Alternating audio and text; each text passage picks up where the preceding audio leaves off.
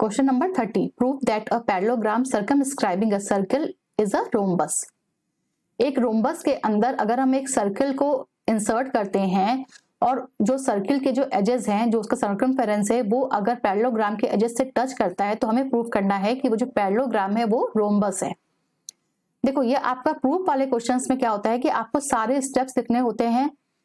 Given क्या है, to prove and then proof. तो आपको पूरा ऐसे हेडिंग के साथ सॉल्व करना, इसलिए मैंने यहाँ पे ऑलरेडी लिखा हुआ है कि आप लोग स्क्रीन को इसका स्क्रीनशॉट ले लो और बिल्कुल ऐसे ही एग्जाम में भी लिख के आना, ठीक है। तो हमें गिवन क्या है, अ सर्किल विथ सेंटर O, ये हमें गिवन है। A parallelogram ABCD touching the circle eight point PQRS। Parallelogram जो ABCD है वो सर्किल को P, Q, R और S इस पॉइंट पे टच करता है, ठीक है। और पैरेललोग्राम क्या है, पैरेललोग्राम हमारा ABCD हमारा पैरेललोग्राम है जिसका कि सेंटर O है, ठीक है। और हमें प्रूव क्या करना है, प्रूव करना है कि ABCD जो है ये हमारा रोम्बस है। अभी तो ये दिया हुआ है कि ABCD जो है वो पैरेललोग्राम है, बट हमें प्रूव करना है कि जो पैरेललोग्राम है, because rhombus is a kind of parallelogram, ठीक है। तो रोम्बस जो ये हमें पैरेललोग्राम दिया हुआ है इसको हमें रोम्बस प्रूव कर देना है। देखो कैसे होगा अब इसका proof. A rhombus is a parallelogram with all sides equal, so that we have to prove that all sides equal. Rhombus की प्रॉपर्टी होती है ना कि उसकी all sides equal होती हैं, all sides are equal, ये होती है हमारी रोम्बस की property, all sides are equal। अगर हम एक पैरेललोग्राम में सभी साइड्स को इक्वल कर दे तो वो हमारी रोम्बस हो जाती है, ठीक है। तो देखो कैसे इक्वल करेंगे हम लोग इन पैरेललोग्राम ABCD। और पैरेललोग्राम की प्रॉपर्टी क्या होती है कि अपोजिट साइड्स आर इक्वल। तो in parallelogram ABCD AB is equal to CD and AD is equal to BC। AB जो है वो CD के इक्वल है और AD जो है वो हमारा BC के इक्वल है, ठीक है। आगे बढ़ते हैं। देखो जो आपकी बुक में 10.2 का जो थ्योरम है ना, इसको लिखने की जरूरत नहीं है आपको, ठीक है। फ्रॉम थ्योरम बस लिख दो, यहाँ पे सिर्फ फ्रॉम थ्योरम लिख दो। From theorem length of tangent drawn from external point are equal. देखो अगर ये एक्सटर्नल पॉइंट, ये मान लो ABCD हमारा एक्सटर्नल पॉइंट है in with reference to circle. तो इस एक्सटर्नल पॉइंट से जब हमने टेंजेंट ड्रॉ किया है, ठीक है, टेंजेंट सर्किल पे ड्रॉ किया है, तो टेंजेंट हमेशा इक्वल होते हैं। ये एक थ्योरम है कि अगर एक सर्किल दिया हुआ है और उस पे हम किसी एक्सटर्नल पॉइंट से अगर टेंजेंट ड्रॉ करेंगे, ठीक है, अगर एक एक्सटर्नल पॉइंट से टेंजेंट ड्रॉ करेंगे तो टेंजेंट हमेशा इक्वल होते हैं। तो यहां से देखो क्या मिला, AP is equal to AS, ये टेंजेंट इसके बराबर है, okay. BP is equal to BQ, ये वाला इसके बराबर है। CR is equal to CQ and DR is equal to DS, ठीक है, ये चारों बराबर है। अब देखो एडिंग इक्वेशन 2, 3, 4, 5 सबको हमने ऐड कर दिया। तो ऐड भी कैसे किया है, ऐड ऐसे किया है। इसको पहले किया है AP BP CR DR, ठीक है, ये हमारा हो गया LHS। फिर AS BQ CQ DS, ये हो गया हमारा RHS। तो देखो AP प्लस BP मिलके हमें क्या मिल गया, AB मिल गया। और CR प्लस DR मिलके हमें मिल गया CD। CR ये वाला और DR मिलके हमें मिल गया CD। सिमिलरली AD कैसे मिलेगा हमें, AS और DS से, AS और DS, ये ना AS और DS से हमें AD मिल गया। और BQ प्लस CQ करके BQ और CQ ये वाला यहाँ से हमें ये मिल गया AD। तो 2AB is equal to AD, AB is equal to AD, 2 से 2 कैंसिल आउट हो गया, AB is equal to AD। इतना समझ में आया कि हमने प्रूफ कर दिया। अब AB is equal to AD proof कर दिया हमने, ठीक है। आगे देखो, इतना हमने प्रूफ किया कि AB is equal to AD। और हमें पैरेललोग्राम में दिया क्या था कि AB जो है वो CD के बराबर है। तो AB is equal to AD कर देंगे तो AB is equal to AD is equal to CD हो गया। बट जो CD है आपका, वो किसके बराबर है, वो हमारा AB के बराबर था। तो ये हो गया ना AB, AD और CD, ये तीनों आपस में बराबर हो गए, ठीक है। बट ये था कि जो AD है वो किसके बराबर है, वो हमारा बराबर होता है BC के। कैसे बराबर होता है BC के, क्योंकि AD is equal to BC already given था कि हमारा जो ABCD है इज अ पैरेललोग्राम, और पैरेललोग्राम में अपोजिट साइड्स आर इक्वल। तो ये हमारा जो AD होता है वो हमारा BC के बराबर भी होता है, ठीक है, तो यहां से हमें मिल गया A B is equal to C D is equal to A D is equal to C D.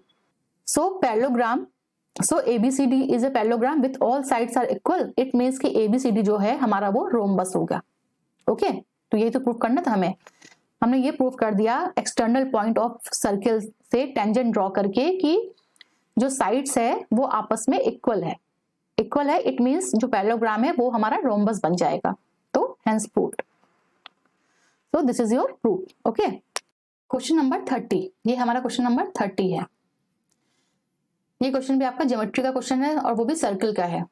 Circle के बहुत सारे क्वेश्चन है. इट मीन्स आपका वो जो चैप्टर है बहुत इंपॉर्टेंट चैप्टर है. In the figure X Y and X dash Y dash are two parallel tangent to a circle with centre O. देखो ये एक्स वाई है और ये हमारा हो गया एक्स डैश वाई डैश. ठीक है, और ये हो गया हमारा एक्स वाई. ये दो पैरेलल टेंजेंट हैं, सर्किल के दो पैरेलल टेंजेंट हैं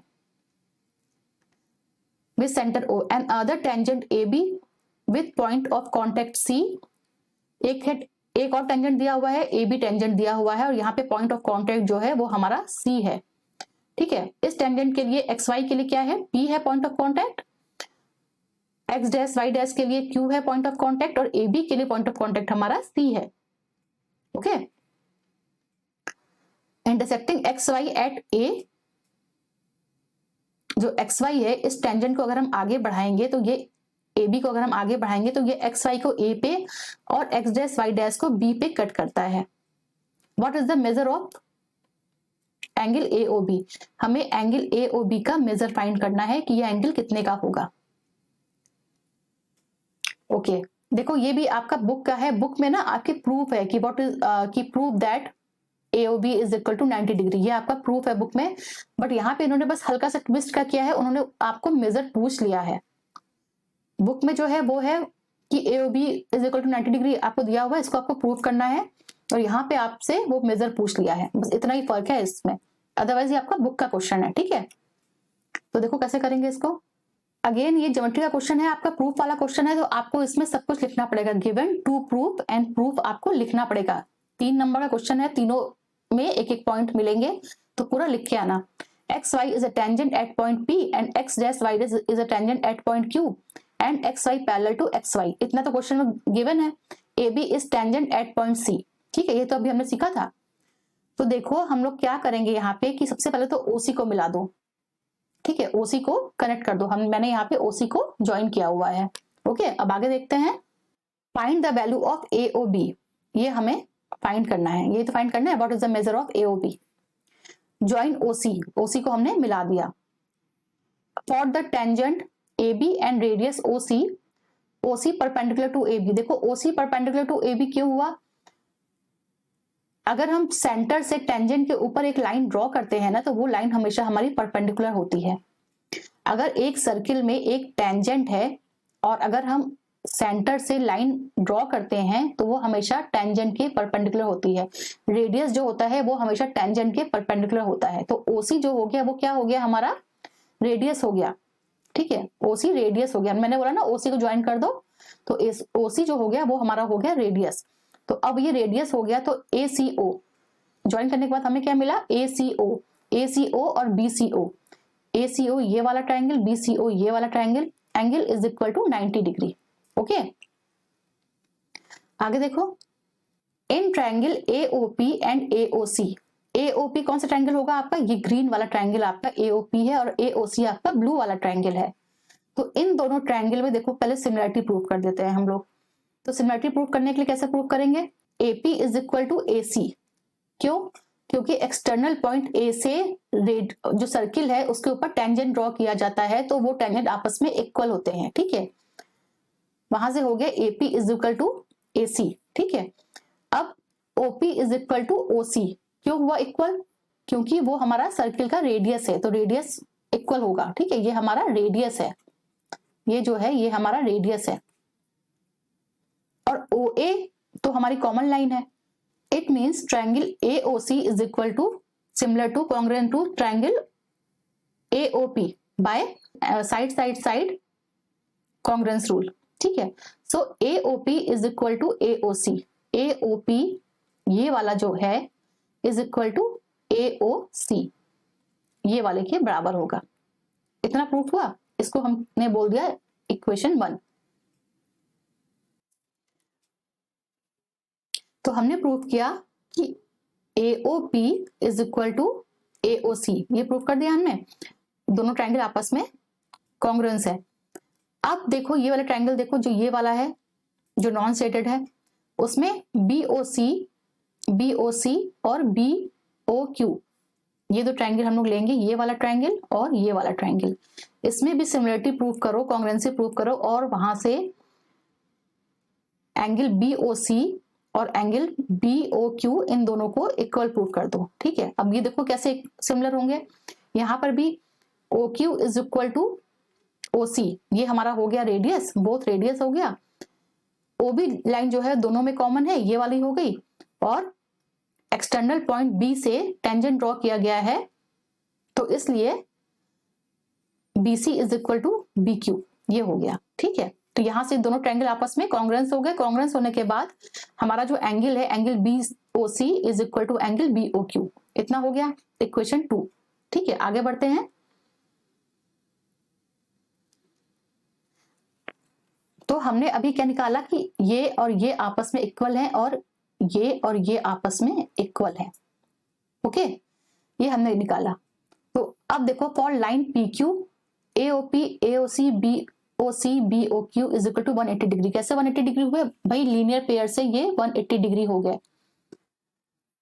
अब AOP की जगह भी हम AOC लिख सकते हैं, BOQ की जगह हम BOC लिख सकते हैं। It means 2AOC plus 2BOC is equal to 180 degree. 2 common आ गया, 2 ब्रैकेट में AOC plus BOC is equal to 180 degree. AOC plus BOC is equal to 180 divided by 2। 2 यहां से आके नीचे ट्रांसपोज हो गया।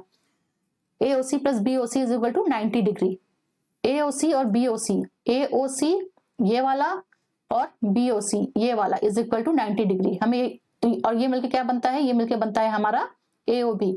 तो AOB इज इक्वल टू, ये मिलके बनता है हमारा AOB। AOB is equal to 90 degree. यही तो प्रूव करना था हमें कि AOB is equal to 90 degree. Okay,